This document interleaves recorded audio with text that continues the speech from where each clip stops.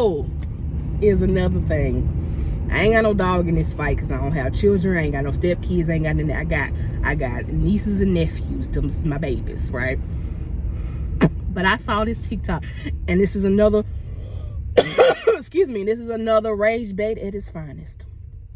And it said this woman was chastising her stepchild, who she said I've been in their lives for 10 months, and he wants to go see his mother, his biological mother, on Mother's Day.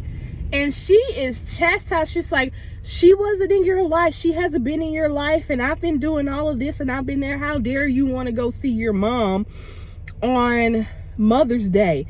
That's not fair. And baby started crying. She's like, oh, now you're crying. I'm like, okay, this better be a joke. This is why that rage bait. I don't like that people have made it normal to rage bait online. Like, because that's what they doing. They doing so they can get them content dollars up. Okay? And what people need to be doing is just scroll right past it. I should have scrolled right past, but here I am talking about it. That's how that shit work. However, I'm not going to stitch a video. I'm not going to add. I'm just going to talk about it, bring it up, and then go about my business afterwards. These people be commenting on it, sharing it, liking it, doing all the things, which is creating, you know, more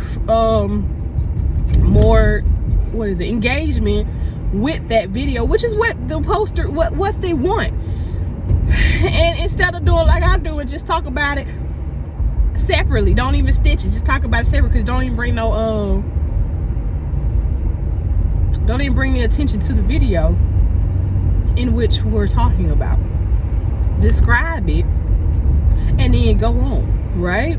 Because if that happens, then not enough people are going to rage bait anymore, because they're not gonna get no money off of it. And our thing is it really worth? Because people nowadays, some people don't realize that when you're doing stuff like that, you got some unhinged people in the world. There are enough cases where you have seen where people have lost their lives for some stuff they did on the internet, because you wanted to rage bait somebody on the internet, and now you done made somebody so mad that they done came for you. Like, that's the risk that you're running when you're doing this kind of stuff, because you think it's funny, because you think it's profitable. That is awful. And then when somebody does confront them, you don't stand on business. You say, oh, I'm gonna do this, I'm gonna do that, I'm gonna do that. If they did this, you ain't standing on business. So, because now they came for you, now you backing away. Stand on your business. I guarantee you, when my clients see something I post online about something, just like I posted one of the bird analogy on my TikTok video, and I had clients that asked about it, that saw it, which I knew they were, that's why I put it up there, that saw it, and they had questions. And I was like, I stand on everything I said. And they weren't always, you know, it ain't all black clients that I got, right? So I was like, yes, I stand on that wholeheartedly. We don't have to see eye to eye, but I stand on that. I mean it. Would you like me to explain to you why I mean that? Would you like me to explain to you what I mean by that? Because we can go into detail in which they don't want to, because then that will require them to have to, like, really think about it. And grant, this your session. You don't want to be thinking about the deep stuff during your session, and I agree. But when you bring it up, I'm gonna talk about it. But anyway, back to that story. That woman knows she was wrong for that, and I know she was doing that for the likes and the views, but it is not worth you traumatizing that poor baby for that. Because that boy started crying, and she's like, oh, now you crying. What? I hope that whoever your man is at the time, or that in these 10 months you've been in that man's life or that child's life, first of all, I think 10 months is insane to be around. So I don't know how long them people was together prior to them 10 months of you being in that house. But anyway, but I cannot fathom that. I don't care if you are in that child's life more than their biological parent. If that child wants to see their biological parent, let them see them. Unless that person is a threat, a physical threat to that child. But if that child is open, and that's the other thing, parents have a tendency to not really listen to them kids. You know what I'm saying? I'm not saying pamper them and coddle them so much. I'm just saying listen to them kids, because what you don't realize, what you're doing to these children as young, is you're creating, I'm gonna say villains for the lack of a better word. You create villains. You create somebody who's gonna resent you later on in life because you didn't want to listen to them, because you knew best.